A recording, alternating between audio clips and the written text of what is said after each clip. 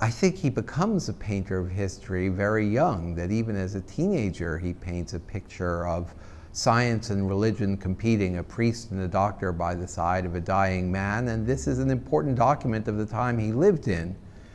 The world didn't yet worry about whether he was a history painter or not because he wasn't famous yet. That took us a few decades. I think he was extremely aware of the historical events, that either he read the newspaper or he talked to his friends. He had exceptionally well-educated friends. The question is whether he reacted to them in his art.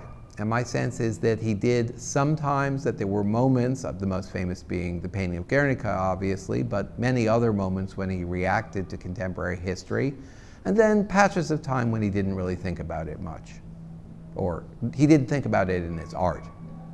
Picasso, I think, has a different place in the art of the 21st century than he did in the 20th century.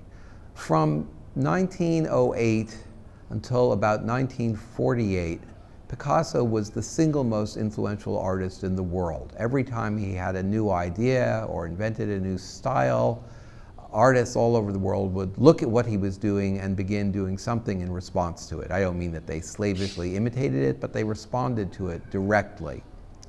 After that, different kinds of modern art, whether it's geometric abstraction or abstract expressionism like Jackson Pollock, tends to go off on its own road, and Picasso continues to make very important work for decades until his death in 1973, but he doesn't have an immediate effect on art. So you might think of Picasso as sliding into history, becoming a little bit of an outdated figure by the end of the 20th century.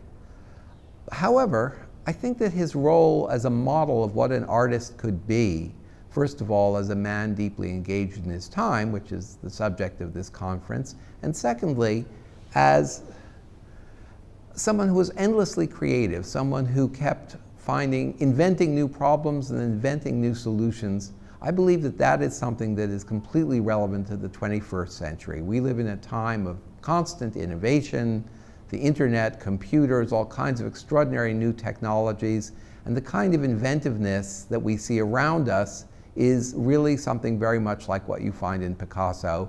I'm guessing that if you ask some of those great scientists, where do they find inspiration, for many of them it would in fact be Picasso, along with other things.